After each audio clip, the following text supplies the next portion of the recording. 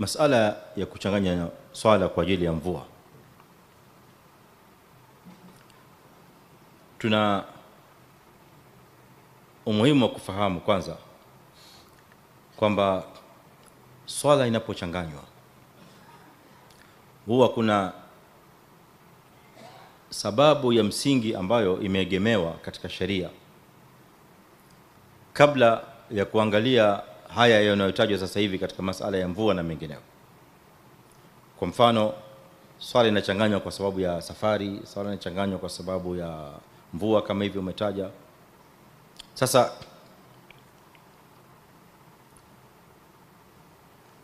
turudi tukija katika upande wa fiqhi, ni muhimu sana kwanza kuelewa lengo au hikma kubwa ya kule Muislamu kupewa ruhusa ya kuchanganya. Utagundua unaposoma vitabu vya fiqhi na maneno ya wanazuoni kutokamana na hadithi za Mtume sallallahu alaihi wasallam, utakuja kugundua kwamba hikma kubwa ya kuchanganya swala iwe kwa musafir au kwa katika hali ya mvua au sababu nyingine yoyote ambayo inapelekea kuchanganya. Kule kuchanganya swala kunazunguka katika kadhia moja ambayo inaitwa daf'u al-mashaqqa, kuondoa uzito. Kwa hiyo hili ndio tamko ambalo sasa sisi litatupa mwangaza katika kueleza jawabu ya swala hili, kwamba madhumuni ya kuchanganya swala ni kuondoa mashaka. Kwa sababu msafiri anapokuwa katika safari ni hatua, kuna mashaka mingi msafiri anapata. Kwa hiyo ndio maana amepewa ruhusa na yeye pia kuchanganya. Na vile vile katika hali ya mvua kumepatikaniwa kwamba kuna mashaka, na ndio maana kukatoka ruhusa ya kuchanganya. Sasa labda tukija katika masala ya kwamba ni mvua ya kiasi gani, jawabu itakuwa ni rahisi, na jawabu yake ni kwamba mvua ambayo inapelekea katika mashaka. Mvua ambayo inapelekea katika mashaka. Mashaka gani? Mashaka ya Waislamu kutoka msikitini baada ya salatul maghribi, waende zao nyumbani na warudi tena salatul isha. Kwa hivyo ni kuweko na mvua ambayo itawapa Waislamu mashaka, uzito wa kwenda nyumbani na kurudi tena kutokamana na hali ya ile mvua. Sasa tukielezana mimi na wewe, ikiwa pametanda mawingu tu na manyunyu yale ya mbali namna hii, sasa kutokamana na haya maneno, kweli patakuwa pana mashaka ya Waislamu kutoka baada al-maghribi waende nyumbani alafu rudi isha? Jawabu, hakuna mashaka. Kwa maana hii kipimo zaidi ni masala ya mashaka, yani tunaangalia ni mvua ya kiasi kwamba je, imefika kiwango au kiasi cha kwamba Waislamu wamepata uzito kwenda nyumbani baada ya maghrib na kurudi tena baada wakati wa isha au la. Kwa hivyo ikiwa ni mvua inanyesha ambayo ni nzito na wakati ule sisi tunataka kufanya jamu, bado mvua inaendelea kuteremka kwa wingi, la Waislamu watatoka sasa hivi, sisi tuna imani ya kwamba watatoka katika hali ya matope.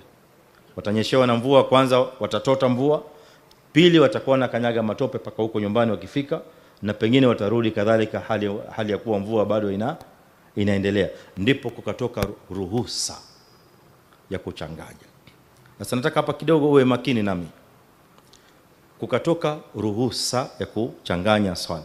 Kuchanganya swala, kitendo cha kuchanganya swala mbili pamoja ni ruhusa, na inabaki kwamba ni hapo ni ruhusa,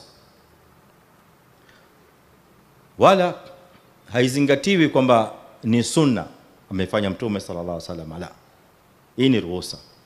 Kwa maana hii huwezi kuja kwa imam mathalan ambaye hajachanganya swala ukamwambia wewe umevunja sunna. Hajavunja sunna, ni kwamba huyo imam hajafuata ile ruhusa iliyotolewa katika sheria. Na katika masala ya ruhusa, imam anaweza kufuata ruhusa au hawezi kufuata ruhusa, ingawa la muhimu na msingi zaidi ni kuangalia hali za maamum ili asiwatie katika uzito. Kwa hivyo ni vyema au niseme ni vizuri zaidi imam azingatie zaidi hali za maamuma, kuangalia kwamba maamuma wanakaa katika majumba kidogo yapo mbali, na pengine wengi wao pia hawana usafiri. Kwa hivyo hawa jamaa wakitoka wakitembea nyumbani na kurudi itakuwa kwao ni uzito. Kwa hivyo ni vizuri imamu yule afuate ile ruhusa, lakini si kwamba ni lazima afuate ile ruhusa, au asipofuata ile ruhusa atakuwa amevunja sunna ya Mtume alayhi. Laysa sunna, hadhihi rukhsa, hii ni ruhusa ambayo imetolewa katika sheria. Umenifahamu? Kwa maana kwamba Muislam anaweza, mvua ikawa inanyesha ukachanganya, unaweza usichanganye, masala inarudi katika imam vile atakavyoamua, lakini ubora zaidi na aula zaidi kufuata ile ruhusa ili kuwatoa Waislamu katika mashaka. Na kiwango cha mvua kama nilivyokueleza ni mvua ambayo itawapa Waislamu tabu kutoka na kurudi. Swali la pili ni kwamba ikiwa upo nyumbani na mvua inanyesha. Sasa hapa hili swali linagawanyika mara mbili. Ikiwa hii mvua imeanza kabla ya swala ya kwanza, yani ni magharibi. Hapa tuna swala mbili, maghrib na isha. Ikiwa mvua imeanza kabla ya salatul maghrib, lakini wakati salatul maghrib tunataka kuswali, wapo Waislamu tayari washafika wakati mvua imenyesha, labda wao wamekuja kabla. Lakini wakati tunataka kuswali, tunataka kuadhini, mvua inateremka tayari. Sasa hapa kuna mwongozo wa Mtume sallallahu alaihi wasallam, na mwongozo ni kwamba muadhini katika hali hii, katika adhana yake, atawatangazia Waislamu ya kwamba waswali wapi? Waswali nyumbani. Kwa hivyo katika adhana atasema as-salatu fi rihal au sallu fi rihalikum, swalini majumbani kwenu au swala nyumbani. Umenifahamu mpaka hapo? Lakini ikiwa mathalan mvua imeteremka wakati watu wanaswali, wakati kiadhini bado mvua, kwa hivyo Waislamu wamekuja msikitini kuswali, wewe umechelewa sasa, ndio ile swala la pili. Umefika msikitini, jamaa wachaswali na walikuwa wamechanganya maghrib na isha.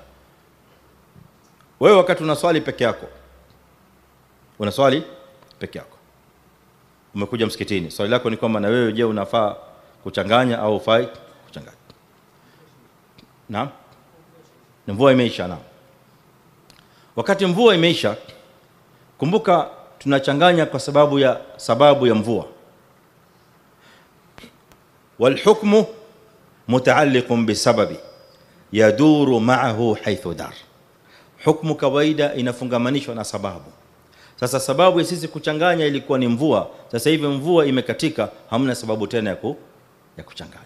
Kwa hivyo pale wewe utaswali magharibi peke yake. Baada ya salatul maghribi utatoka, kama ulivyotaja, utaangalia msikiti mwingine pale karibu ambao labda wao hawakuchanganya, utakwenda kuswali salatul isha. Sababu ile sababu ya wale waliochanganya kuchanganya, wewe huna ile sababu. Inqata al-matar, na mvua ikikatika hakuna tena kuchanganya swala. Mathalan tumeswali maghrib, ilikuwa mvua inanyesha, tukitoa salamu mvua imesimama, iko jamu? Hakuna jamu, lana al-matar qad inqata. Tunafanya jamu, tunaingia katika salatul isha wakati mvua bado inateremka. Hatutabiri, hatusemi kwamba hata kama ikatika lakini itanyesha, si unaona mawingu jamani. Hatufanye hivyo, هذا خطأ. لا بد من استمرار المطر عند الدخول في الصلاة الثانية. iwe ile mvua bado inaendelea wakati Waislamu wanaingia katika sala ya pili ya Isha. Ikikatika katika sala ya pili hamna shida, lakini tulifunga salat takbiratul ihram wakati mvua inateremka, wala tutabiri. Sawa? Naam. نور على نور